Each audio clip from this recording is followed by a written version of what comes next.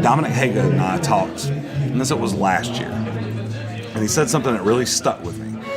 And there aren't very many things in this world that young people can't see by picking up their phone and going and it's ruined magic. Dude, so in my much, opinion, so much. It has, it really has. But he said so it's their goal as performers and entertainers to give them something that will make them look up from their phone and be like, and the Hagas have done a good job at that, adding the lights, the fire, the spectacle. They're young kids. That's just what they do. They draw that in. And those are the shows that, we've got a lot of tribute shows in town. Some good, some not so good, the book show, starting to gravitate towards that. For the longest time, God and Country had the Patsy Cline. Absolutely Patsy or Always Patsy, whatever. And it was a Broadway play, and it was a 2-woman show. It was a housewife and Patsy, and, they just kind of went back and forth. So $1 Million Quartet opens up a couple years ago.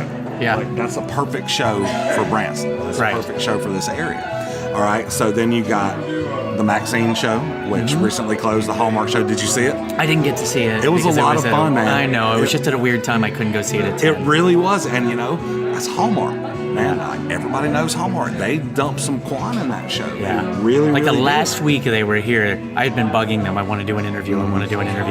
Because I found it fascinating that she does the voice, like everywhere. Yeah. And then, 2 days before they closed, they're like, "Hey, you want to do that interview?" And I'm like, "Oh, I can't." Mm-hmm. Like, I really wanted to. But. It was, and they'll be back next year. They already announced they're we have a lot of these year. shows that come back. Yeah. Also, speaking of book shows, Forever Young. Yeah. Great. My favorite shows. Still my favorite show. Love it. Such a good, and those guys are so good at what they do. And there again, anytime they replace a cast member, they go back and they replace the songs and make them meaningful to the person that's singing. But we have a couple people from our show that went. Steve was there, but Avila's Avila, yeah. Dude, talk about somebody with a great set of pipes, man. And Avila there again, in addition to being a Forever Young and on the Showboat, he's also does Red Hot and Blue. Red Hot and Blue. Yeah, dude, just a great set of, and Steve as well. Steve Parrish. Like, those guys they're good, man. There's a reason why that they do that stuff.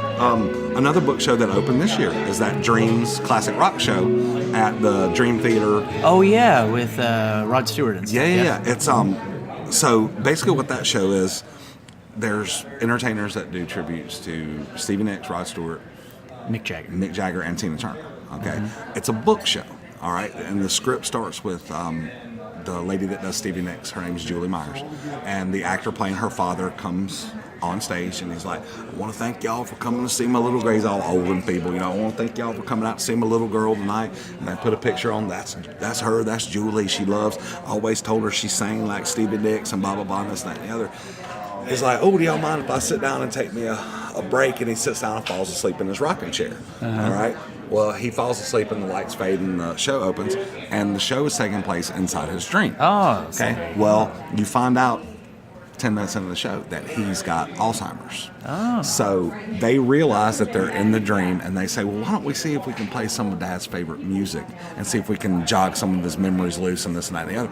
And that's how it all ties together. See, that's a good idea. Really cool, man. Yeah. Really, really cool. And that venue, there hasn't been anything in there for a couple of years. Mm-hmm. It's a great spot right there by the Ferris wheel, right across. I'm gonna have to go see that show. You really, I didn't know that's what it was. Yeah, I'm not a big fan of. See, and it's like they're one of those that, like, I mean, I won't go out of my way to listen to like a Stevie Nicks song. If I hear it on the radio, I'm not going to turn it. Like, I like the Stones. Mm-hmm. I like some of Rod Stewart's stuff. It's kind of hit and miss. But if it's not Journey, you're not Journey. And you know what? I told this is really funny. I had Julie and a dude named Martin. Martin does Rod Stewart. Had him on the radio show. And I said, "I need to tell you what my favorite part of your show is, the fact that there's no Journey in your show." And dude, he loved it. He's like, "I hate Johnny. I hate him." Yeah. It was brilliant, dude. I loved it. So, but no, I mean, those book shows, like, you can do that if it's done right. All right.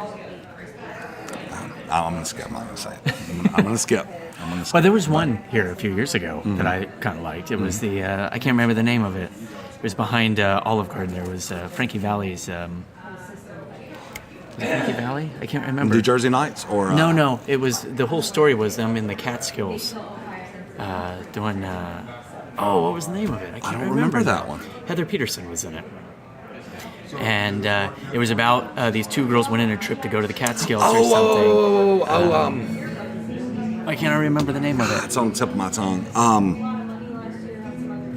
No, we need to talk about something else because then it'll come back. It'll pop back. But it was a good show. It was like a whole play. Right, and I like that, like, because it's so much more creative. And so, and you know, going back to the book shows, I got to mention Smoke on the Mountain. Yeah. And the Sanders Family Christmas going on. That's at the IMAX at the Little Opry Theater. Those shows are really fun. It's a small venue, but those shows are so much fun in that theater. Leroy New, especially. That's my boy. I like Mr. You know Leroy. Donna that was in the show? Donna. Oh yeah. Rastafur, right? Yeah. So I was there one night, and she was on the podcast. We were talking about this. I was there, and they were playing, and a guy felt bad because nobody was playing the piano on stage because they were all playing their instruments that they do. And he got up and climbed over the seats and ran up there and started playing. And she was just staring at me the whole time. And I brought it up in the podcast. She's like, "You were there that night. That was the craziest Awesome, thing." dude. That's awesome. But it's a good show. Go see it. It's It really funny. is. It's so much fun. I think that there's so much room for shows like that here in town, especially if they're done the right way.